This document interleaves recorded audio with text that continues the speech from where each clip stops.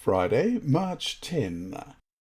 Ellen G. White wrote 2 chapters on this important topic of distribution of our assets, and you can see them in To Aged and Wealthy Parents in Testimonies for the Church, Volume 3, pages 116 to 130, and Wills and Legacies in Testimonies for the Church, Volume 4, pages 476 to 485.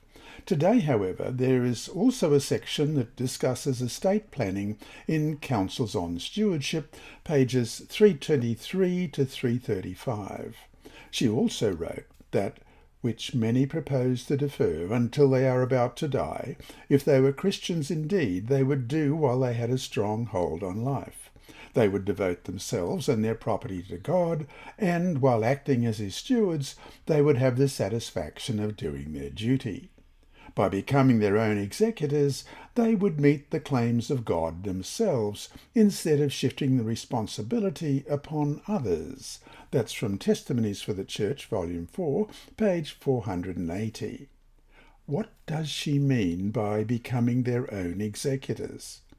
In a typical will, the one making the will appoints an executor to distribute the assets following his death in harmony with his wishes as expressed in the will. By becoming your own executor, you simply distribute your assets yourself while you are living. By doing so, you will have the satisfaction of seeing the results and of knowing that you are handling God's entrusted talents properly. For the Christian, the second coming of Christ is the blessed hope. We all have imagined how awesome it will be to see Jesus coming in the clouds of heaven. We are eager to hear the words, "Well done," as it says in Matthew 25:21. But what if we should be laid to our rest before Jesus returns? If we have followed his revealed will, we can have the satisfaction now of seeing the work go forward because of our efforts, knowing that because of our estate plan, the work will continue after we are gone. And that brings us to our 2 discussion questions for this week. 1. Though we can lay up treasure in heaven now, why is that not the same thing as trying to earn or even buy your way to salvation? And question 2. While we should be generous in giving with what we have now, we also should be wise. How often have we heard people, particularly date setters, making appeals for money because such and such an event is going to happen at such and such a date, and so, because our money will be useless then, we'd better send it into his or her ministry now. I guess we've all heard those.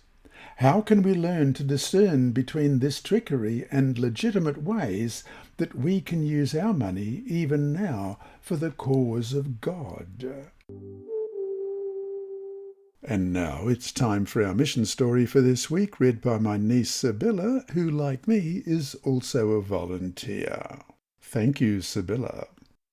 Meet Them Where They Are by Andrew McChesney.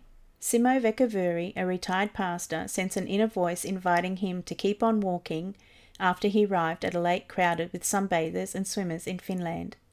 Simo followed a path past several small lakes. Go further, the inner voice said. Simo reached a small lake and saw 4 young people seated on the ground. Would you like to hear a story from the Finnish Civil War 100 years ago, he asked. Yes, please, tell us, they said. When Simo finished the story, he said, Excuse me, but do you mind if I ask you how you feel about religion? We believe in God, they said. Would you like to hear how I became a Christian, he asked. When he finished, he mentioned that he had several cards for online Bible studies. The young people were interested, and Simo found he had exactly 4 cards in his pocket. Wow, a young woman explained. The Lord knew that there were 4 of us. That is why you have 4 cards with you. At another lake, Simo approached a young woman who was sunbathing. Would you like to hear a story from the Finnish Civil War, he asked. After the story, he asked how she felt about religion, and told how he had become a Christian. Seeing that she was interested, he said, I have a book called Steps to Christ at home. Would you mind waiting 20 minutes? She agreed. When he returned with the book and a Bible study card, she said, When you left, I started timing you on my watch. It took you only 15 minutes, she said, gratefully accepting the gifts. Another time, Simo went up to a married couple with their teen son. "Would you like to hear a story from the Finnish Civil War?" he asked. Afterward, when he asked how they felt about religion, the parents replied that they had a major problem at home. Their son was using drugs. "We need to pray together," Simo said. The woman began to cry. After praying, Simo said, "I would like to share with you a book, but it is at my home." "We can go in our car," the man said. At his home, Simo gave the grateful couple steps to Christ and a Bible study card. Simo believes God is blessing his efforts to meet people in secular Finland. No one has ever refused his offer to tell how he became a Christian. His mission outreach, he said, is inspired by the example of Paul. "I am convinced that we should go out to meet people and not wait for them to come to us," he said. This mission story illustrates spiritual growth objective number 5 of the Seventh-day Adventist Church I Will Go strategic plan: to disciple individuals and families into spirit-filled lives. Read more at iwillgo2020.org. This lesson was read by Dr. Percy Harrold for Christian Services for the Blind.